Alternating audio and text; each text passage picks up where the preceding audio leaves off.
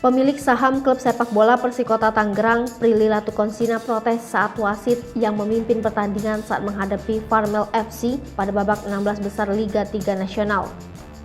Prilly Latukonsina melalui laman Instagram cerita miliknya geram karena adanya dugaan ketidakadilan wasit dalam memimpin laga tersebut yang membuat timnya harus tumbang 3-0 di Stadion Gelora Delta Sidoarjo Minggu lalu.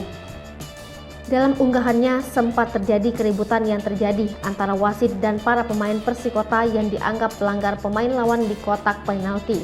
Tidak hanya itu, beberapa kesempatan dari tim Persikota pun dianggap telah lebih dahulu terjebak offside.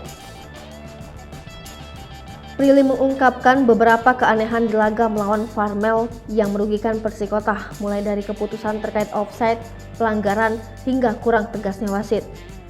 Keanehan yang terjadi di pertandingan ini onside jadi offside, tidak pelanggaran jadi pelanggaran, harusnya tidak kartu jadi kartu, membuat Prilly sedih sama kondisi persepak bolaan di Indonesia. Prilly berharap hal seperti ini tidak terjadi lagi, sangat disayangkan sekali hal ini seperti terjadi.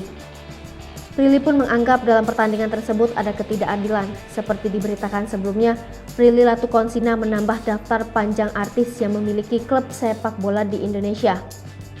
Prilly Latukonsina resmi menjadi pemilik klub sepak bola Persikota Tangerang yang kini bermain di kasta ketiga Liga Indonesia.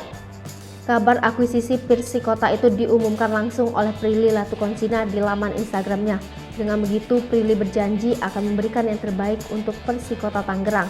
Selain itu, Prilly juga berambisi untuk membawa Persikota ke Liga 1 yang merupakan kasta tertinggi turnamen di sepak bola tanah air, bahkan menjuarainya.